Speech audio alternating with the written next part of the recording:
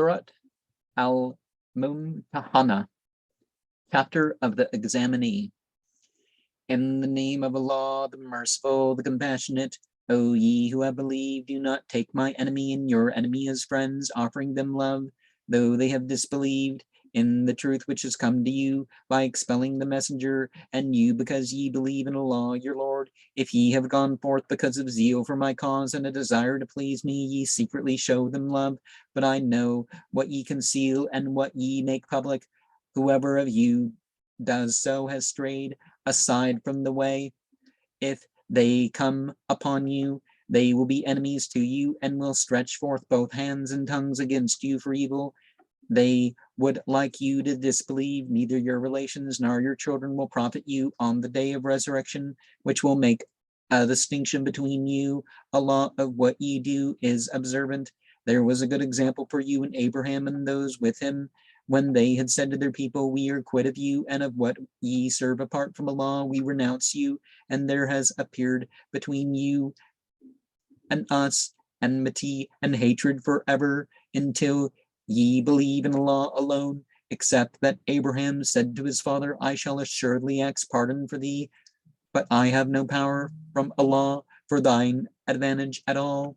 O our Lord, upon thee do we place our trust, and to thee do we turn in penitence, and to thee is the trend. O our Lord, make us not a trial to those who have disbelieved, forgive us.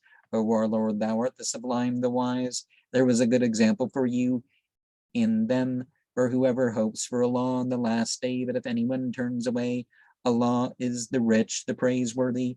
It is possible that Allah will appoint that there shall be love between you and those of them whom ye have been at enmity. Allah is powerful, and Allah is forgiving, compassionate.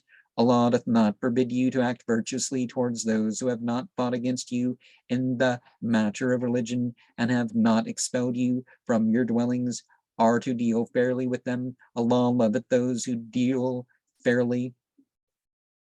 Allah simply forbids you to make friends of those who have fought against you in the matter of religion, and have expelled you from your dwellings, or have backed up your expulsion.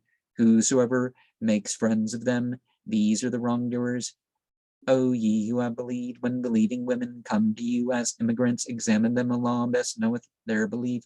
Then if ye know them to be believers, do not send them back to the unbelievers. Such women are not allowable for them, nor are they allowable for such women, so pay them what they have expended.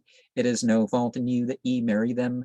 When ye give them their hires, do not hold on to the ties with the unbelievers, but ask what ye have expended, and let them ask what they have expended. That is the judgment of Allah. He judgeth between you. Allah is knowing, wise. If any of your wives slip away from you to the unbelievers, and ye make retaliation, give to those whose wives have gone away an equivalent of what they have expended. Show piety towards Allah, in whom ye are believers.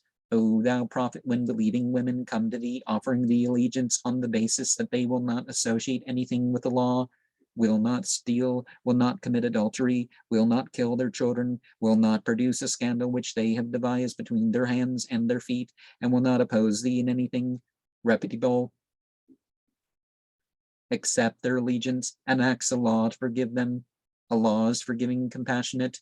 O you who believe, do not take as friends the people with whom Allah is angry, and who have despaired of the hereafter, as unbelievers have despaired of the inmates of the tombs.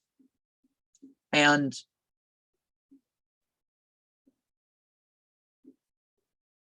that last bit,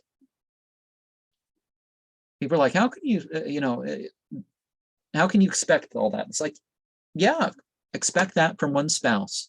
Honesty, chastity. They're not engaging in unlawful means of acquiring things.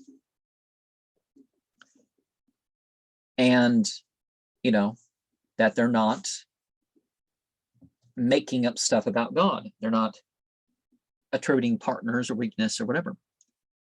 Then you can accept them as believers. Just like in chapter 23, a believer is not just, oh, they say something, they actually don't do stuff. It's like there's people nowadays that say, oh, I don't worship these demons or angels or something.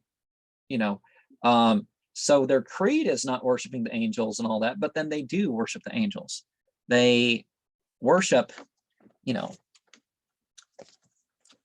instead of saying, this is a symbol, they're like, well, it has powers and all that. So they end up treating like sage or some symbol around like it's a deity or something. It's not. It's, you know, it's something you read. It's a reminder or something. But, you know, you got people that's like, yeah, so their creed's different than their actions. But one of the things is that, you know, when it comes to what a wise being acts, what's good and what's fair, right? If it's what's right and it's what's fair, because sometimes it's right to ask something, but it's not fair to ask something. You're not asking for anything wrong. You're just, you know, overburdening the person. You know, that's one thing. Now, some people, the people of the higher status spiritually, of course, they would want their spouse to only be illegally and actually Muslim, them to actually be a believer. And we should strive for that too. But we can, you know, there are conditions for marrying non-Muslims even. Well, S is in the plural.